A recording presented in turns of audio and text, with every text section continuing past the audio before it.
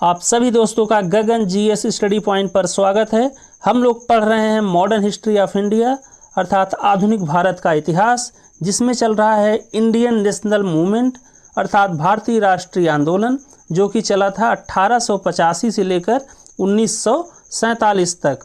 मतलब जब से भारतीय नेशनल कांग्रेस की स्थापना हुई थी तब से लेकर जब तक कि भारत आज़ाद हो गया था तब तक भारतीय राष्ट्रीय आंदोलन चला था। और हम लोग पिछली क्लास में लास्ट टॉपिक किए थे दिल्ली दरबार, जो कि 1911 में लगा था। उसमें क्या हुआ था कि जॉर्ज फिफ्थ जो ब्रिटेन के राजा थे वो भारत आए हुए थे और उन्होंने दो घोषणाएं की।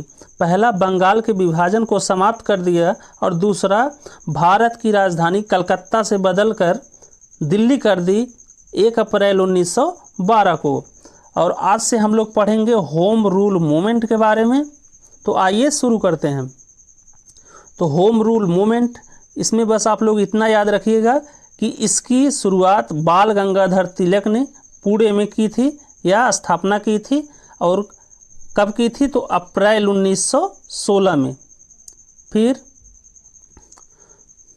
सितंबर 1916 में एनी बेसेंट ने Akhil Bharatiya home rule league की स्थापना की। कहाँ पे? मद्रास में। तो इसमें सबसे मोस्ट इम्पॉर्टेंट यही है कि इसकी स्थापना बाल गंगाधर तिलक ने अप्रैल 1916 में की पुणे महाराष्ट्र में।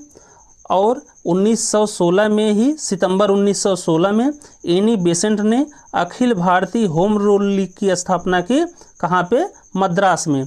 और होम रूल लीग या होम रूल मूवमेंट का मुख्य उद्देश्य था भारत में ब्रिटिश साम्राज्य के समय में स्वशासन या सेल्फ गवर्नमेंट का स्थापना करना या लाना। उसके बाद उसी समय भारत के सेक्रेटरी ऑफ स्टेट हुआ करते थे मॉन्टेग्यू, जिन्होंने यह घोषणा की कि अब से भारत में क्या होगी कि रिस्पॉन्सिबल गवर्नमेंट होगी या जिसकी कोई जिम्मेदारी होगी, नैतिक सरकार होगी। इस आंदोलन के बाद इन्होंने यह घोषणा की थी। तो फिर मॉन्टेग्यू जो भारत के राज्य सचिव या सेक्रेटरी ऑफ स्टेट थे, उनकी घोषणा के बाद एनी बेसेंट ने अपना आंदोलन को समाप्त कर दिया या ख़त्म कर दिया। उसके बाद 1918 में बाल गंगाधर तिलक जी ने भी अपना आंदोलन समाप्त कर दिया, क्योंकि इन्हें एक मानहानि के केस के लिए इंग्लैंड जाना था। तो इन्होंने भी अपना आंदोलन 1918 में ही समाप्त कर दिया। फिर बाल गंगाधर तिलक जी ने 2 समाचार पत्र लिखे। पहला लिखा मराठा, जिसकी भाषा थी इंग्लिश, और दूसरा लिखे केसरी, जिसको इन्होंने लिखा किस भाषा में? तो मराठी भाषा में लिखा। ये दोनों बहुत इंपॉर्टेंट है, यूपीएसआई में आया है कि केसरी जो अखबार था वो किस भाषा में लिखा गया था बाल गंगाधर तिलक द्वारा? तो मराठी भाषा में। उसके बाद वी कीरोल, इन्होंने बाल गंगाधर तिलक जी को भारतीय अशांति का पिता कहा। वी कीरोल क्या थे? तो ये थे ब्रिटिश लेखक थे और इन्हीं से मानहानि के केस के लिए बाल गंगाधर तिलक 1918 में इंग्लैंड गए थे। उसके बाद गांधी जी का जन्म। उसके बाद हम लोग शुरू करते हैं गांधी जी। तो गांधी जी का जन्म 2 अक्टूबर 1869 को पोरबंदर गुजरात में हुआ था और इनकी मृत्यु 30 जनवरी 1948 को हुई थी। इनके राजनैतिक गुरु थे गोपाल कृष्ण गोखले। ये गोपाल कृष्ण गोखले वही हैं जो 1905 में बनारस अधिवेशन में भारतीय राष्ट्रीय कांग्रेस के राष्ट्रीय अध्यक्ष चुने गए थे। गांधी जी ने साबरमती आश्रम की स्थापना की 1916 में। और गांधी जी 3 क्षेत्रीय आंदोलन स्टार्टिंग में किए, जिसमें पहला है चंपारण का आंदोलन या जो कि किसान आंदोलन के नाम से भी जाना जाता है। ये हुआ था 1917 में, जिसे 3 कठिया सिस्टम भी कहते हैं। 3 कठिया सिस्टम अर्थात 3/20।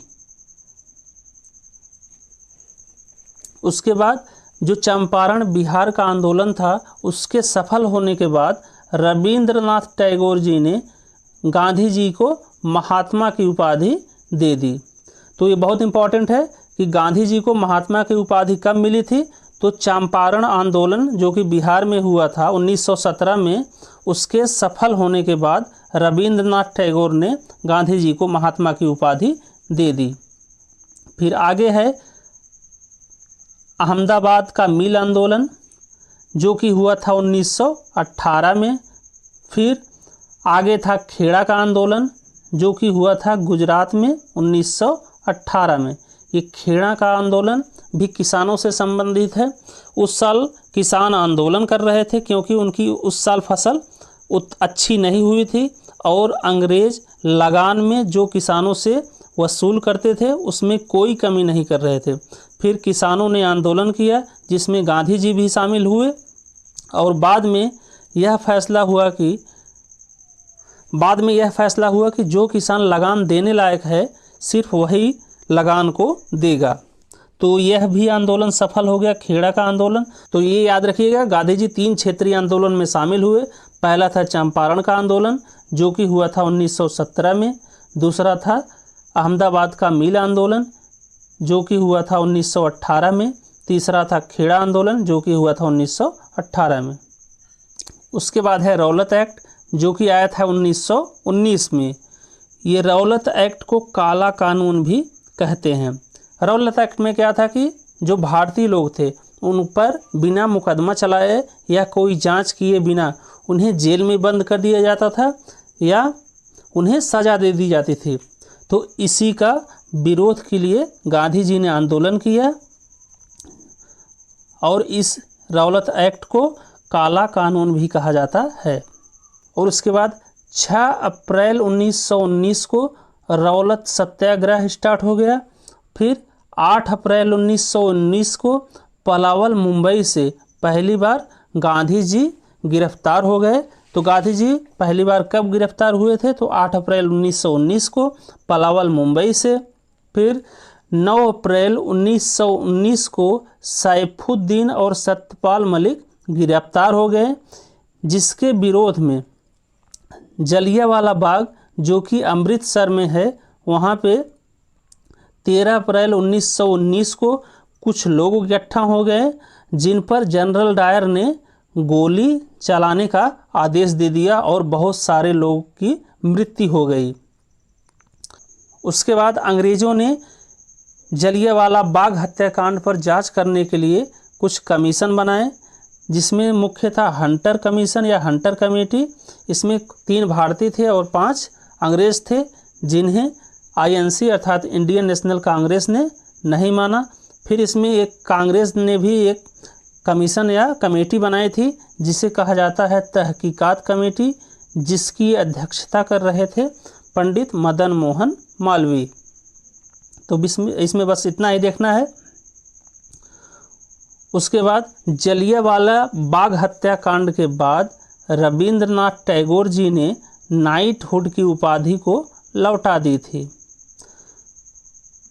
बस इतना ही है, बाकी आगे कल पढ़ेंगे। अगर वीडियो पसंद आया हो तो प्लीज़ लाइक करें, शेयर करें, सब्सक्राइब करें। Thank you. जय हिंद।